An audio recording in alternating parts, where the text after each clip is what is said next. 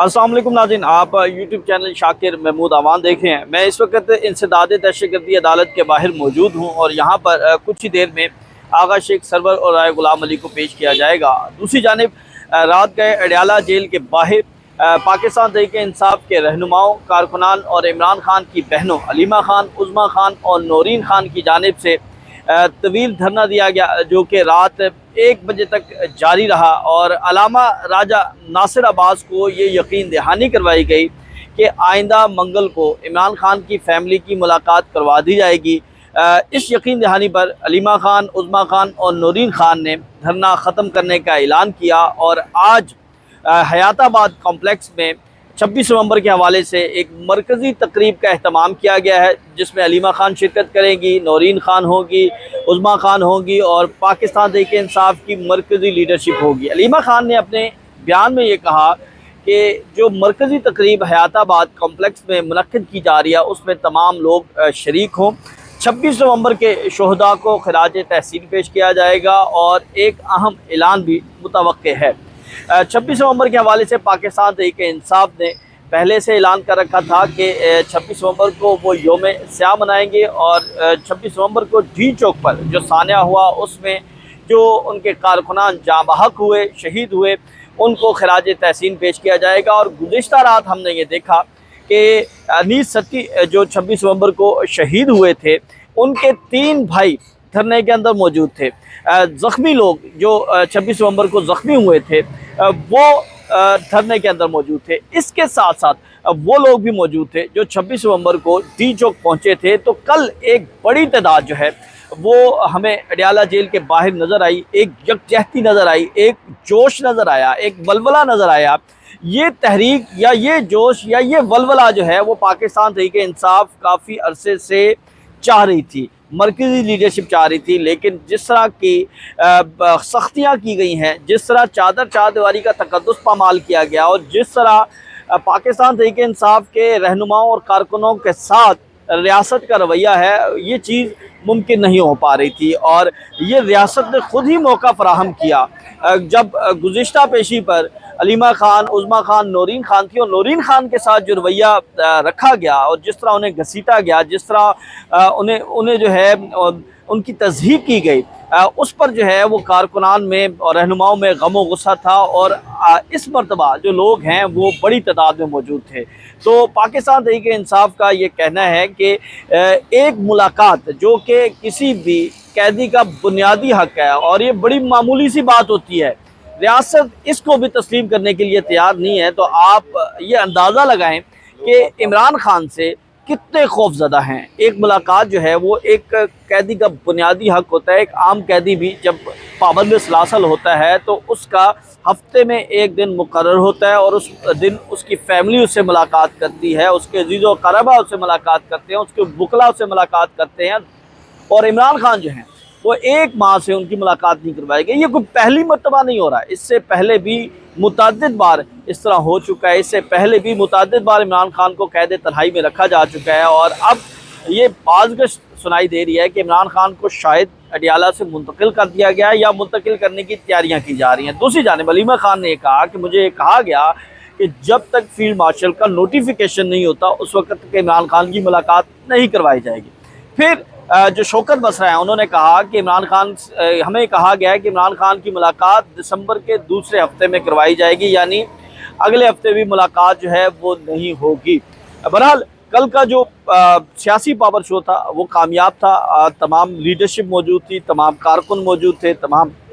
मरकज़ी क़यादत मौजूद थी। अलामा राजा नासिर अब्बास जहाँ पर वहाँ थे, सलमान अकरम राजा थे, शाहिद खटक थे, मीना खान आफरीदी थे, अपोजिशन लीडर थे, MPs थे, MNAs थे, मरकज़ी लीडरशिप थी। तो कल का जो एक धरना था वो बड़ा ज़बरदस्त था। इसमें पाकिस्तान तहरीक इंसाफ की जो मरकज़ी लीडरशिप है उसका बड़ा अहम किरदार है। उन्होंने तमाम लीडर्स को यह हिदायत की कि वो हर सूरत धरने में पहुँचे। अब बात करते हैं हम ATC अदालत की और आगा शेख सरवर और राय गुलाम अली, जिन्हें हिरासत में लिया गया, जिन्हें गिरफ़्तार किया गया RO के दफ्तर के बाहर से। देखिए अब ये पाकिस्तान के अंदर मजाक बन चुका है। वो वकील हो, वो सहाफ़ी हो, वो आम शहरी हो, हर किसी के साथ जो है وہ اس طرح برتاؤ کیا جاتا ہے، اور ATC یعنی دہشت گردی کے مقدمات تو اس طرح بانٹے جاتے ہیں جیسے محلے میں بچے چیز بانٹتے ہیں، یعنی جو بھی صحافی اگر کوئی اختلافی رائے رکھتا ہے تو اس کو دہشت گرد بنا دو، کوئی وکیل جو ہے کسی مظلوم کا کیس لڑنے جا رہا ہے تو اسے دہشت گرد بنا کر 780 لگا کر اسے گرفتار کر لو، اگر کوئی عام شہری اپنے حق کے لیے آواز اٹھاتا ہے تو اس کے اوپر 780 لگا دو۔ تو یہ اب ایک روایت بن چکی ہے۔ پاکستان تحریک انصاف کے حوالے سے یہ روایت بنی کہ 9 مئی کے مقدمے میں ڈال دو،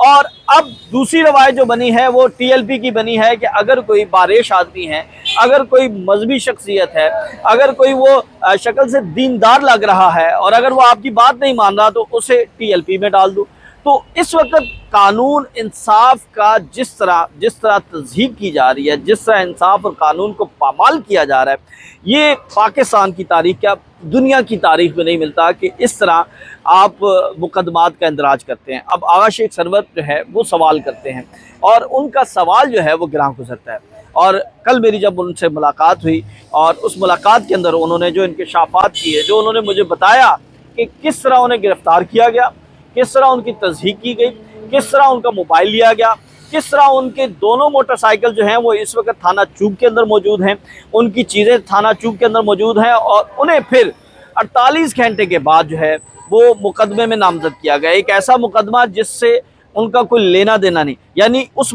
احتجاج کی انہوں نے کوریج کی تھی، اور اب اگر کوئی صحافی کوریج کرے گا تو اس کے اوپر 780 لگا دی جائے گی، اسے جو ہے وہ 48 گھنٹے غائب کیا جائے گا، 48 دن بھی غائب ہو سکتے تھے۔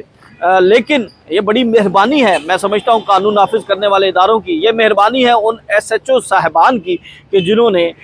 آغا شیخ سرور کو 2 دن اپنے پاس رکھا، صرف 2 دن انہیں ٹارچر کا نشانہ بنایا، تو ہم ان کے تو بڑے مشکور ہیں۔ وہ 2 دن کیا، وہ 100 دن بھی بنا سکتے تھے، اور انہیں کوئی پوچھنے والا نہیں ہے۔ ایک وقت تھا، میں کورٹ رپورٹر ہوں، یقین کریں کہ 24 گھنٹے سے 1 منٹ اگر کوئی ملزم پولیس کی حراست میں رہتا تھا تو شہر میں طوفان آ جاتا تھا، اور لاہور ہائی کورٹ SHO کو نہیں، SP کو نہیں، SSP کو نہیں، CCPO کو نہیں، DIG کو نہیں، سیدھا IG کو بلاتی تھی اور کہتی تھی کہ کیسے تمہارے ایک SHO نے، کیسے تمہارے کانسٹیبل نے کسی ملزم کو 24 گھنٹوں سے زیادہ اپنے پاس حراست میں رکھا۔ لیکن اب تو ناظرین کھلی چھوٹ مل چکی ہے، اب آپ 1 دن رکھیں، 100 دن رکھیں، 90 دن رکھیں، 300 دن رکھیں، آپ کو کوئی پوچھنے والا نہیں ہے، کیونکہ آئین اور قانون کی عملداری نہیں ہے۔ عدالتیں بے بس ہو چکی ہیں، عدالتیں ایک SHO اعزاز چیمہ کے سامنے بے بس ہیں، عدالتیں ایک SHO کی اس کے اختیارات جو ہیں وہ ایک SHO سے کم ہو چکے ہیں، وہ عدالت سیشن عدالت ہو، وہ عدالت ہائی کورٹ ہو، وہ عدالت سپریم کورٹ ہو، کہیں پر بھی قانون جو ہے اس کے اوپر عمل درآمد دکھائی نہیں دیتا۔ ابھی ATC عدالت میں آغا شیخ سرور اور رائے غلام علی کو پیش کیا جائے گا، یہ بتایا گیا ہے۔ ایک طرف ان کی درخواست جو ہے وہ لاہور ہائی کورٹ میں ہے، آج جسٹس شہرام سرور نے سماعت کرنی ہے، دوسری جانب یہ خبر ملی ہے کہ انہیں ATC عدالت پیش کیا جائے گا، اور ATC عدالت میں جو ان کے اوپر مقدمہ ڈالا گیا، اس سے پہلے یہ مقدمہ زعیم لغاری پر بھی ڈالا گیا تھا، اور جس طرح زعیم لغاری کے ساتھ کیا گیا تھا وہ بھی آپ کے سامنے ہے، اور جتنا ٹارچر